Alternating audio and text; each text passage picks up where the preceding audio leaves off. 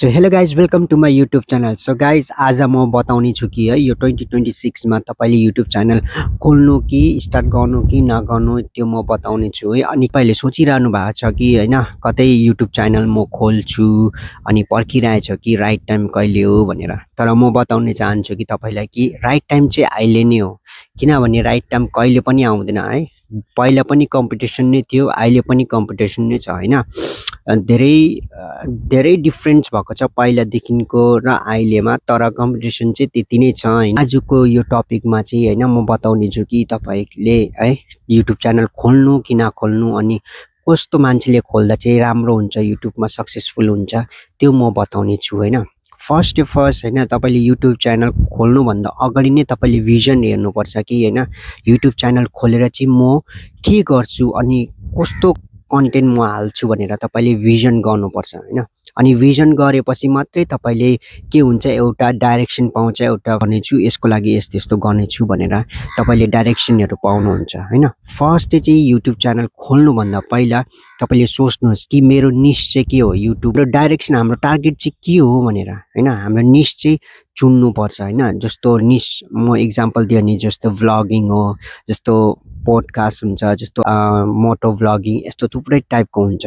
So तपाईँले चाहिँ निश चाहिँ एउटा चुन्नुपर्छ अनि त्यो निशको हिसाबले चाहिँ तपाईँले काम गर्दै गर्दै गर्दै गर्दै गयो भने युट्युबमा सक्सेस पाउँछ। अर्को चाहिँ के हो भनेपछि चाहिँ गुड क्यामेरा या गुड फोन तपाईँकोमा हुनै पर्छ। अब तपाईँ कतै अब केही काम गर्नु जाँदैछ भनेपछि तपाईँको हतियार हुनु पर्यो नि त होइन। तपाईँले दाउरा काट्नु चिर्नु जाँदाखेरि चाहिँ जानु सोच्नु हुँदैछ भने तपाईँकोमा होइन त्यो बन्चरो चाहिँ एकदमै तिखो र राम्रो हुनु पर्यो नि त, डर्नो हुनु पर्यो अनि मात्रै दाउरा मजाले चिरिन्छ। त्यसरी नै तपाईँको चाहिँ गियर चाहिँ तपाईँको जो फोन या क्यामेरा तपाईँको जे पनि हुन्छ त्यो चाहिँ राम्रो हुनुपर्छ होइन। एटलिस्ट म त भन्छु हेर्नु के को लागि भ्लगिङको लागि कस्तो क्यामेरा हुनुपर्छ या फोन हुनुपर्छ र यसरी जो 1 to 1 फेस टु फेस बात गर्ने कस्तो क्यामेरा हुनुपर्छ, कतिको क्यामेरा क्वालिटी कतिकोले राम्रो हुन्छ त्यो म भिडियो अलग्गै बनाउँछु होइन। त्यो भिडियो तपाईँले पछि हेर्नु सक्नुहुन्छ। अहिले सब्सक्राइब गरिदिनु होला मेरो च्यानललाई।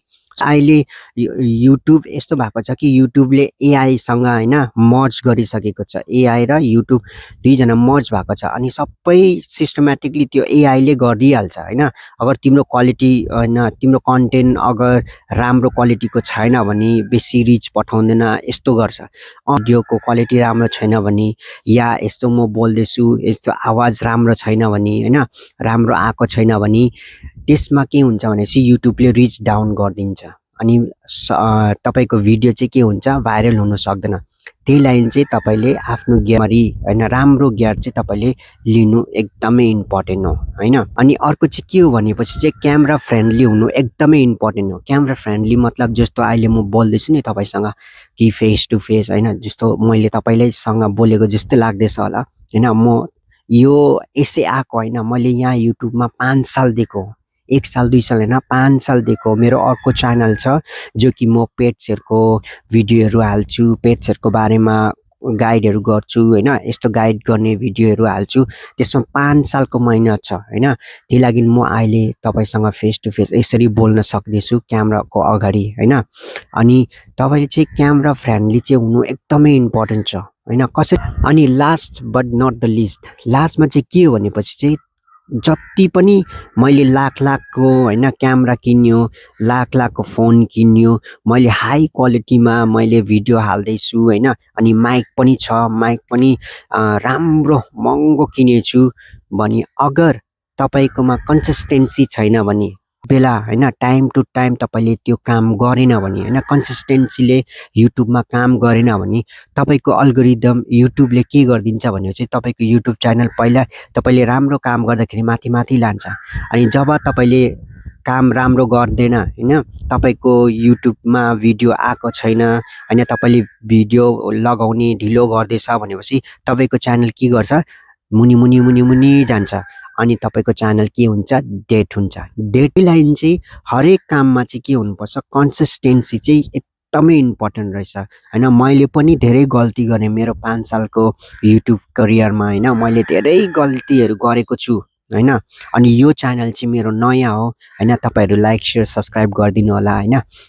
यो च्यानल चाहिँ नयाँ हो अनि मैले चाहिँ यो भिडियो फर्स्ट भिडियो हाल्दैछु हैन, किनभने मैले पनि सोचेँ कि यो 2026 मा चाहिँ अझै एउटा च्यानल खोल्ने हैन अनि यहाँनिर मेहनत गर्ने भनेर मैले सोचेको छु। अनि यो 2026 मा चाहिँ मैले किन खोलेको भनेपछि चाहिँ पहिला पनि खोलेको, धेरै खोलेको, तर म के थियो कन्सिस्टेन्सी नै थिएन हैन, म कन्सिस्टेन्सी थिएन। त्यही लागि चाहिँ यो पालि चाहिँ म एकदमै कन्सिस्टेन्सीले हैन, एकदमै लगाउले म भिडियो हाल्ने छु हैन। तपाईले लाइक शेयर सब्स्क्राइब गरिदिनु होला छ हैन। अगर युट्युब गर्ने भनेर ठानेको छ भने चाहिँ तपाईको सबै कुरो लगाउनुहोस्, एकदम मनदेखिको तपाईले गर्नुहोस्।